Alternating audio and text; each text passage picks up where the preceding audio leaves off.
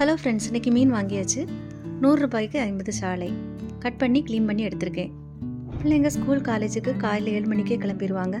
அதனால் சமையலை காலையிலே முடிச்சாச்சு. ஃப்ரிட்ஜில் வச்சுட்டு நாளைக்கு தான் செய்ய போகிறேன். குழம்புக்கு கொஞ்சமும் பொரிக்கிறதுக்கு அதிகமாகவும் எடுத்திருக்கேன். குழம்புக்கான மீனில் கொஞ்சம் மஞ்சள் தூள், கொஞ்சமாக மீன் மசாலா, கொஞ்சம் உப்பு சேர்த்து கலந்து வச்சுருந்தீங்கன்னா ரொம்ப ஃப்ரெஷ்ஷாக இருக்கும். குழம்பு இன்னும் டேஸ்ட் அதிகமாக இருக்கும். சாலை மீன் ஃப்ரை பண்ணுறதுக்கு நான் வீட்டில் பொடிச்சு வச்சுருக்கக்கூடிய மீன் மசாலாவில் கொஞ்சம் மிளகாய்த்தூள், மஞ்சள் தூள், பெப்பர் கொஞ்சம் அதிகமாகவே சேர்த்துப்பேன். இதோடவே 1 டீஸ்பூன் போல் கார்ன்ஃப்ளவர் மாவு சேர்த்திங்கன்னா மசாலா உதிராமல் அப்படியே இருக்கும். தேவைக்கு உப்பு சேர்த்ததுக்கப்புறமா கொஞ்சமாக தண்ணி தெளிச்சிங்கன்னா மசாலா ஈஸியாக கலந்து கிடைக்கும். இஞ்சி பூண்டு விழுது சேர்க்கும்போது மீன் நல்ல வாசனையாக நல்ல டேஸ்ட்டாக இருக்கும். சாலை மீன் பொரிக்கும் போது ரொம்ப கொஞ்சமாக புளி தண்ணி சேர்த்து கலந்து பொரிச்சிங்கன்னா டேஸ்ட் ரொம்ப சூப்பராக இருக்கும். சேர்க்கணும்னு அவசியம் இல்லை, சேர்த்தா ரொம்ப நல்லாயிருக்கும். க்ளீன் பண்ணி இந்த மாதிரி மசாலா சேர்த்து ஃப்ரிட்ஜில் வச்சுருந்தீங்கன்னா மீனுக்கு வாசனையும் டேஸ்ட்டும் ரொம்ப நல்லாயிருக்கும்.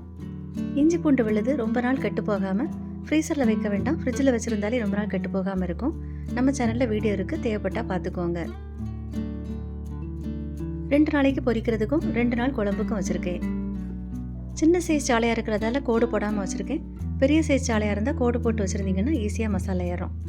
மசாலா எதுவுமே வேஸ்ட் ஆகாமல் மீன்லேயே அப்படி எடுத்து வச்சாச்சு. வீடியோ பிடிச்சிருந்தா லைக் பண்ணுங்கள். தேங்க்யூ.